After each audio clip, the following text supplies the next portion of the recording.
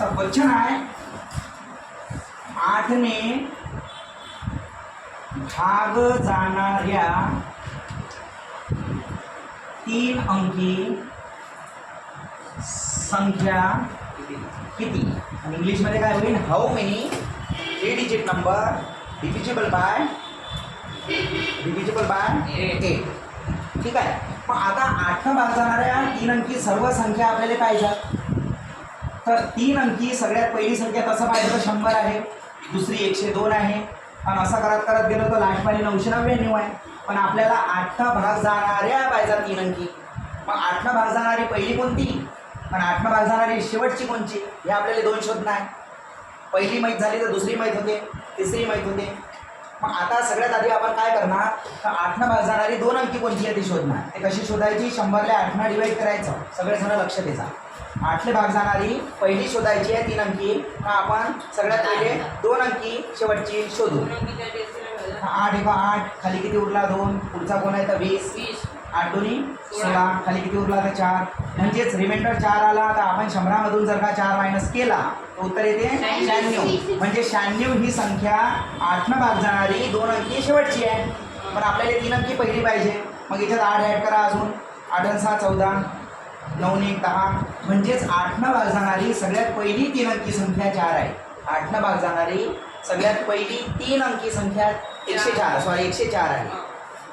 कशी काढली, 2 अंकी घेतली शेवटची, त्याच्यामध्ये 8 ॲड करून पाहिजे. मग जर कधी 8 ही 104 ही 8 भाग जाणारी पहिली 3 अंकी आहे तर दुसरी कशी असणार, याच्यात 8 ॲड करा तर 112. त्याच्यानंतरची 120, पुढची बी माहीत करता येते पण आपल्याला काम नाही आहे. लास्टवाली कोणची आहे, लास्टवाली माहीत करायची आहे. लास्टवाली तर 999 नाही आहे. 999 या संख्येवरून ती तयार करता येते. तर 999 कितीने डिवाइड करसा, चला करा. 8 × 8 खाली उरला 1, पुढचा 9 19, 8 2 16 खाली उरला, पुढचा 9 39, 8 पंच 40 मोठा होते, 8 32. ठीक आहे. खाली किती उरला 7. आता ह्या 7 काय करायचा तर 999 मधून वजा करायचा. 9तून 7 गेले तर 2 राहिले, म्हणजे उत्तर काय आलं 992.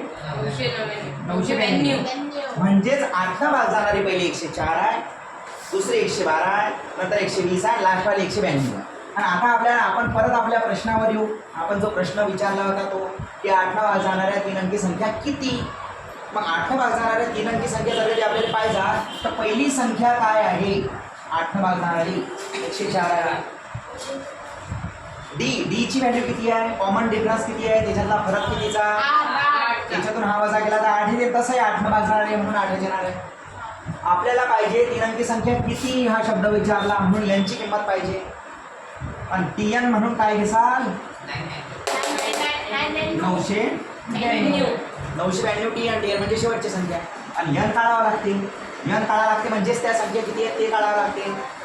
मग काय करसाल, TN चा फॉर्म्युला वापरायचा.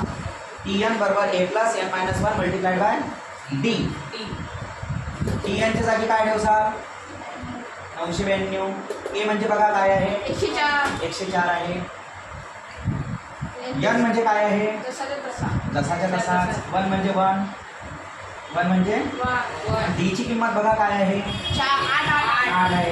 याचं कॅल्क्युलेशन करावं लागते. उत्तर यांचं निघून जाते. 192 मधून 104 काढा, बाजूने 2 काढू शकता. तुम्हाला नाही समजून राहिलं 4 चा 6 7 8, पुढचा वाढवला 8 आणि तसा 888. हा बेटा बोला. हे चेक ना ते आहेच ना, असतेच. ओके. मग आता काय झालं n - 1 मल्टिप्लाइड बाय 8. तर या 8 ना या 8 ला मल्टिप्लाइड केलं, डिवाइड केलं तर उत्तर काय येणार आहे, उत्तर येणार आहे 1 1 1. कुठं मायनस येणार आहे दादा, हा इकडे प्लस मध्ये आहे, इकडे गेल्यावर मायनस नाही होणार. सरळ गोष्ट आहे. आता हा याने डिवाइड केलं तर हे आलं, हा 1 इकडे गेल्यानंतर प्लस होणार, म्हणजे उत्तर किती आलं 1 1 2. 112 उत्तर होतं मग आधी. ओके. तर अशा रीतीने यांची किंमत 112 झाली. म्हणून आपण लास्टमध्ये काय लिहू शकतो की 8 ने भाग जाणाऱ्या 3 अंकी संख्या एकूण 112 आहे.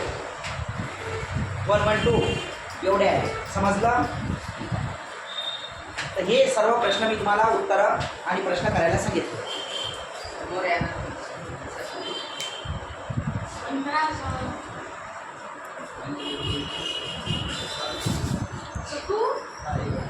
काय नाही दिसत?